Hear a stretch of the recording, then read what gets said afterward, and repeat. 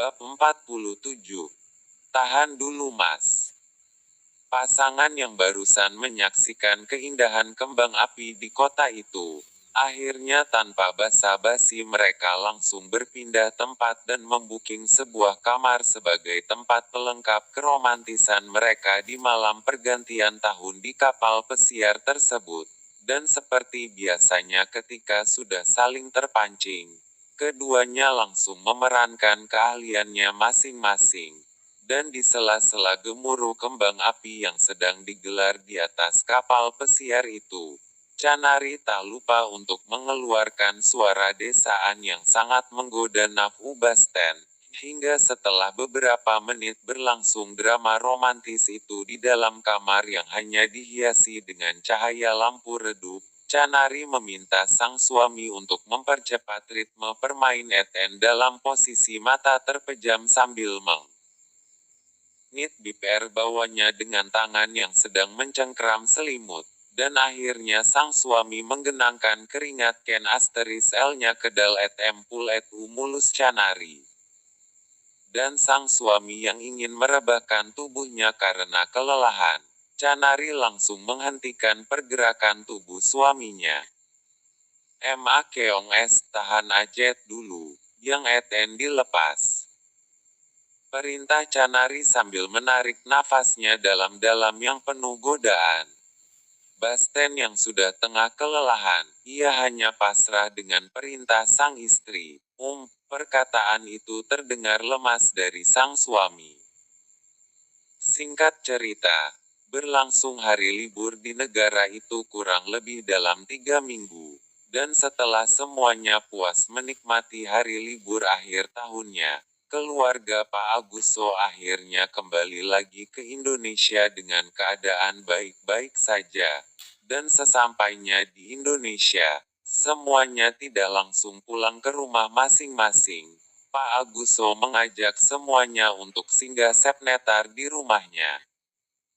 Hari demi hari telah berlalu, terhitung sejak pertama Basten memilih untuk menggenangkan keringat hangatnya kepada sang istri. Sudah mau 1 bulan, namun masih belum ada tanda-tanda kehadiran bayi kecil dalam perut sang istri.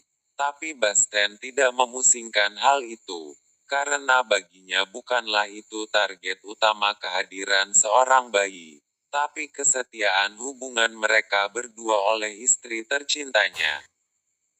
Kepulangan mereka dari luar negeri beberapa minggu yang lalu, keduanya saling berkunjung sekarang ke rumah kedua orang tua mereka masing-masing secara bergantian. Dan kali ini sepasang suami istri yang sudah saling menyinta itu berkunjung ke rumah kakek sang suami, sekaligus merayain hari ulang tahun sang kakek, Pak Joyko. Selamat ulang tahun kakek. Semoga panjang, seru Canari pada sang kakek yang masih terlihat bersemangat gitu di usia senjanya itu.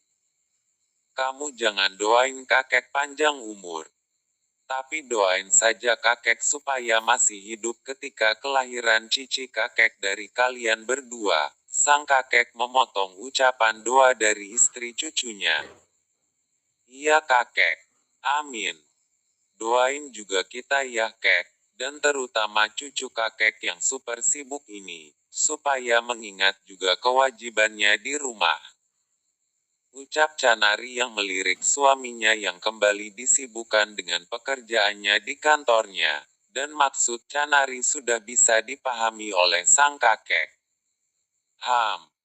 Ngadu terus tuh sama kakek. Lagian Basten di sana tidak lebih dari karyawan yang serba sibuk. Sentak Basten yang terkadang merasa tidak dipedulikan oleh sang ayah dan kakeknya akan kesibukan menghadapi pekerjaan-pekerjaan kantor. Kamu bersungut-sungut terus, emang perusahaan itu nanti diwariskan kepada siapa Basten? Nanti aku udah mati, siapa lagi yang mengurus perusahaan ini? Sahut sang kakek sambil melihat cucunya yang berjalan menyalami sang ayah.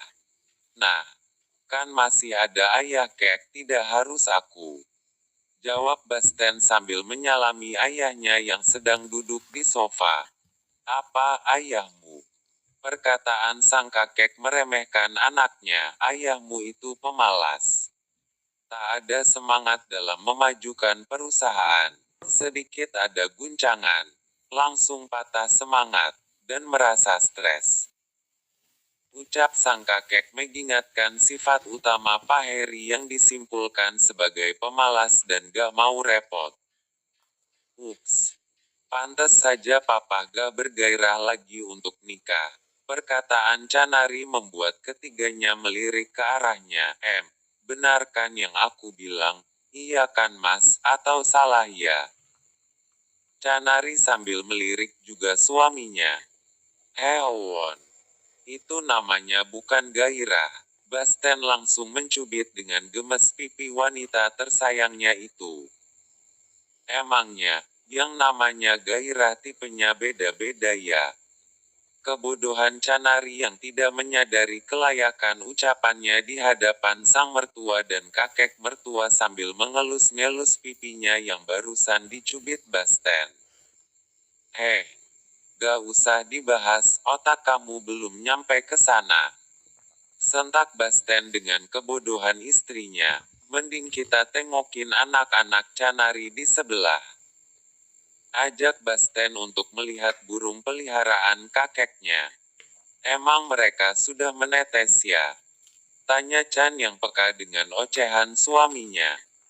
Keduanya menuju ke arah kandang burung sang kakek, sambil tertawa dengan ocehan yang barusan mereka cibirkan yang tak ada manfaatnya gitu. Beberapa jam di rumah sang kakek sekaligus ngerayain hari ulang tahunnya. Pertemuan mereka yang jarang itu di rumah kakek. Mereka menyempatkan waktu untuk membahas dan merencanakan pertemuan untuk menjamu keluarga besar Pak Aguso makan bersama di rumah mereka yang tak kalah mewah dan besarnya itu dari rumah mertuanya Basten. Hingga dengan berbagai pertimbangan dan akhirnya mereka sepakati untuk melaksanakan rencana itu 2 hari setelah hari ulang tahun sang kakek.